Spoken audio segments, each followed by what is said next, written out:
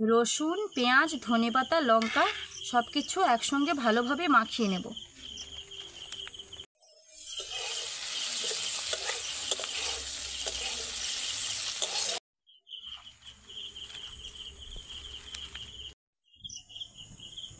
নমস্কার বন্ধুরা, আমি দেবযানী। আমার চ্যানেলে আপনাদের সবাইকেই স্বাগত জানাই।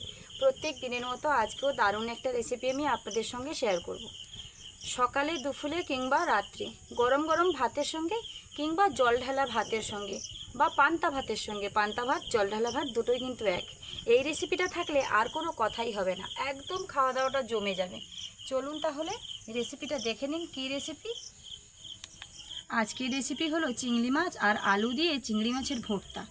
এই দেখুন, এখানে বেশ কয়েকটা চিংড়ি মাছ কিন্তু ছাড়িয়ে লবণ আর হলুদ মাখিয়ে রেখেছি।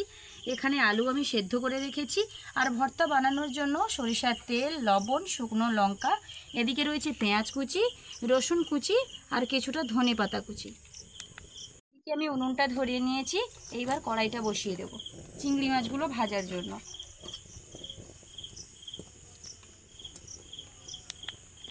কড়াইটা গরম হয়ে গেছে, প্রথমেই শুকনো লঙ্কাগুলো ভেজে নেব। আর পিছন দিকে কে চলে এসছে দেখুন, খুন্তি নিয়ে আবার নাড়ানাড়ি করছে। বাবু, আচ্ছা কি রান্না হচ্ছে তুমি বন্ধুদের একবার বলো। আমি তো বলেছি, তুমি একবার বলো। আর চিংড়ি মাছের আর বলগা চিংড়ি মাছ আলু দিয়ে ভর্তা দাও, খুন্তি দাও। আর ভর্তা। ভর্তা মানে কি বলো তো? আর ভর্তা মানে আর আর চিংড়ি যেটাকে আলু মাখা বলা হয় সেটাকেই ভর্তা বলা হয়। শুকনো লঙ্কায় আমি লবণ দিয়ে দেবো। লবণটা দিয়ে শুকনো লঙ্কাগুলো ভাজলে পরে না খুব তাড়াতাড়ি নেতিয়ে পড়ে না, বেশ সুন্দর মচমচে কিন্তু থাকে। তার জন্য লবণ দিয়ে লঙ্কাগুলো ভাজছি। আর লঙ্কাটা কিছুটা ভাজা হওয়ার পর কিন্তু তেলটা দিলে ভালো হয়। একদম প্রথম থেকে তেল দিলে পরে লঙ্কা ভাজাটা খুব একটা ভালো হয় না। আমি এখানে সরিষার তেলই ব্যবহার করব। যে কোনো ধরনের ভর্তা মানেই কিন্তু সরিষার তেল। লঙ্কাটাকে একদম লাল লাল করে ভেজে নেব।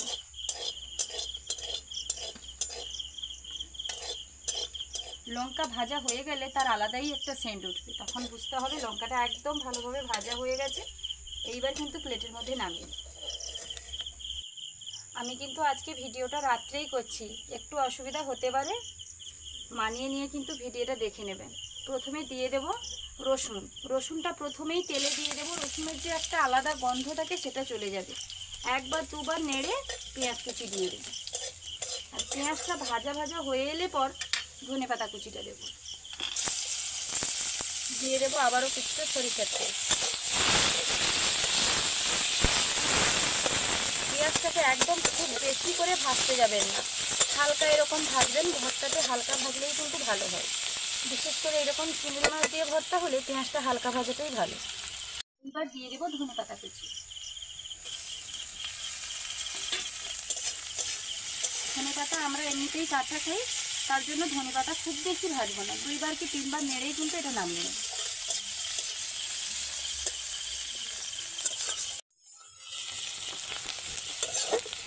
এইবার এটাকে প্লেটের মধ্যে নামিয়ে নেব।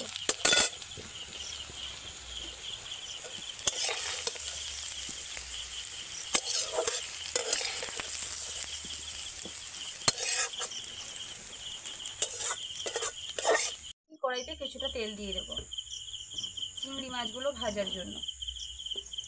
চিংড়ি মাছে তো আগে থেকে লবণ আর হলুদ আমি মাখিয়েই রেখেছি। এইবার চিংড়ি মাছগুলো কড়াইতে দিয়ে দেব।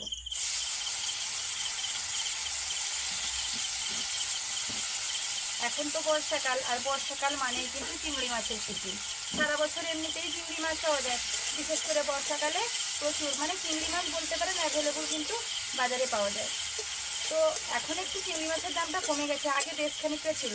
এরকমভাবে চিংড়ি মাছ কিনে আলু দিয়ে ভর্তা বানিয়ে খাবেন।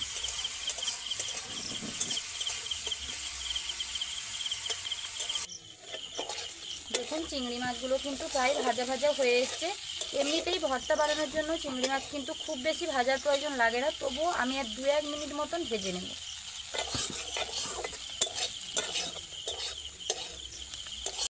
বাবু চিংড়ি মাছ খেতে ভীষণ ভালোবাসে। চিংড়ি মাছের ভর্তা হচ্ছে, ও শুধু এদিক সেদিক ঘোরাঘুরি করছে কখন চিংড়ি মাছটা ভাজা হবে আর মা একটা দেবে। তাই নাকি? তুমি কি চিংড়ি মাছ খাবে? আর একটুখানি ভাজা হয়ে যাক, তোমাকে দেবো। আমি দেখো আলুটা আরো ভালোবাসি। আলুও ভালোবাসো? চিংড়ি মাছের এরকম ভর্তা খেতেও ভীষণ ভালোবাসে। ভর্তার জন্য চিংড়ি মাছ ভাজা আমার একদম রেডি হয়ে গেছে। এইবার এগুলোকেও প্লেটের মধ্যে নামিয়ে নেব।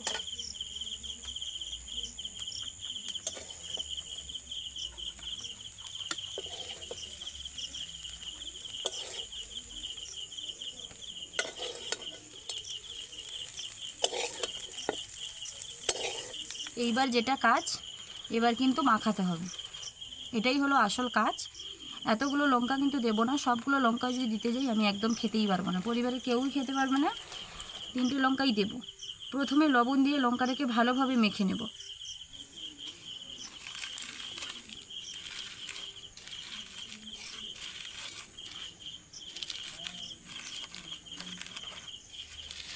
এইবার ওপর দিয়ে দিয়ে দেবো কাঁচা সরিষার তেল। যদিও সব কিছু সরিষার তেল দিয়েই ভেজেছি, তবু ওপর দিয়ে আর কিছুটা শুকনো লঙ্কার ঝাঁঝ লেগেছে।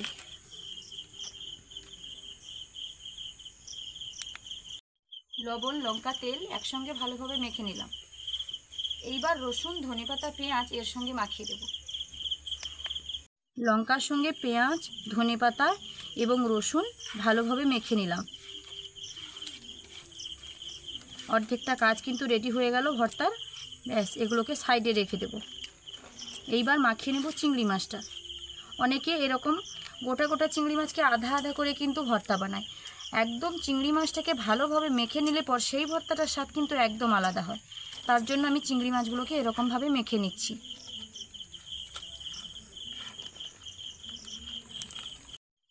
চিংড়ি মাছগুলো বেশ অনেকগুলো রয়েছে, আর হালকা গরমও রয়েছে, তার জন্য মাখতে একটু সময় লাগছে।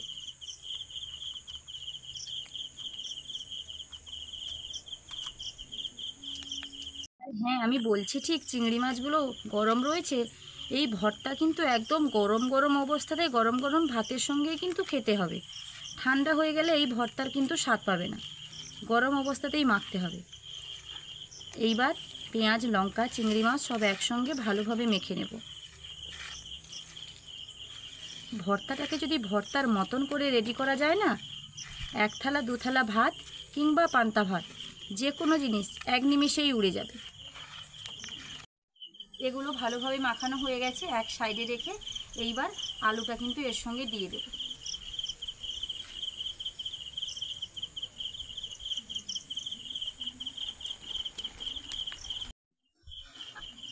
এবার যেটা করতে হবে, আলুগুলোকে ভালোভাবে মেখে নিতে হবে। একটুও যেন ডুমো ডুমো ভাব না থাকে, খুব সুন্দরভাবে আলুটাকে মাখতে হবে।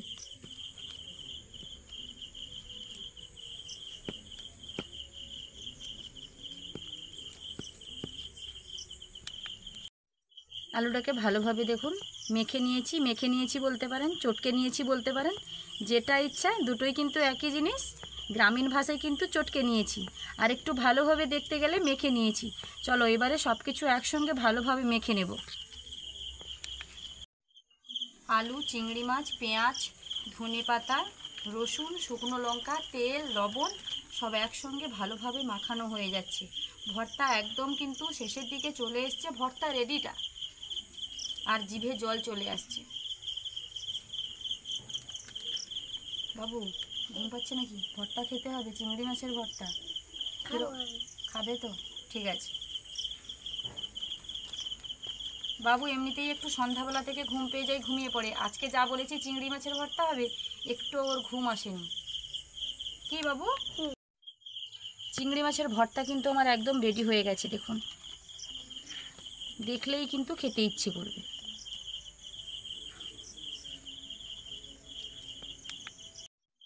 কতটা অল্প সময়ের মধ্যেই চিংড়ি মাছের ভর্তা রেডি হয়ে গেল, দেখলেন তো? আপনারাও বাড়িতে এরকমভাবে একবার ট্রাই করবেন। আর আমার এই রেসিপিটা যদি ভালো লেগে থাকে, লাইক, কমেন্ট ও শেয়ার করতে ভুলবেন না। আরও বিভিন্ন ধরনের রেসিপি পাওয়ার জন্য আমার চ্যানেলটিকে সাবস্ক্রাইব করে আমার পাশে থাকবেন, যাতে প্রত্যেক দিন নতুন ধরনের রেসিপি আমি আপনাদের সঙ্গে শেয়ার করতে পারি। আজকের মতো ভিডিওটা এখানেই শেষ করছি।